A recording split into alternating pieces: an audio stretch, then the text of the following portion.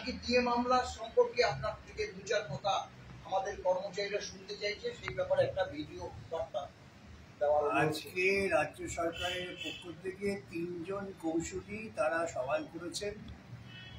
তাদের সওয়ালের মূল প্রতিপাদ্য বিষয় হচ্ছে রাজ্য সরকার যতটুকু দিয়ে দেবে সেটুকুই কর্মচারীরা পেতে পারেন, তার বেশি অধিকার কর্মচারীদের নেই।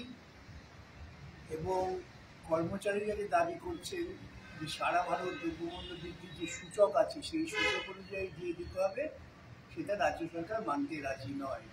এটা হচ্ছে যে প্রথম বক্তব্য। আরেকটি বক্তব্য ঘুরে ফিরে আসে, সেটা হচ্ছে যে এত টাকা তাদের নেই, টাকার জন্য নাকি ভীষণ কষ্ট হবে। আর 3 নম্বর হচ্ছে তারা চেষ্টা করেছিলেন যে এই মামলাটা যদি সুপ্রিম কোর্ট রায় দেয় তবে এটা সর্বভারতীয় প্রতিক্রিয়া হবে, অতএব বিভিন্ন রাজ্যকে নোটিশ করে শোনা হয়। উদ্দেশ্য ছিল মামলাটাকে পিছিয়ে দেওয়া। এটুকুই আজকের প্রতিপাদিত বিষয়।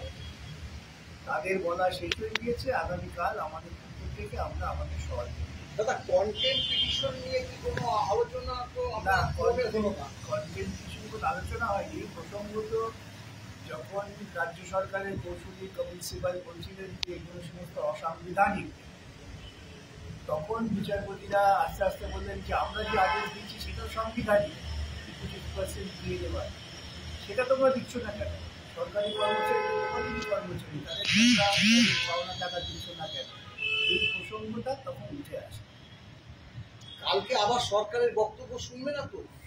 এখনো পর্যন্ত যতটুকু বুঝেছি কালকে আমাদের এই শোনার জন্য দিন ধার্য আছে। ওদের যা বলা হয়ে গেছে। এখন আমরা আমাদের কথা বলবো। ঠিক আছে, অনেক ধন্যবাদ।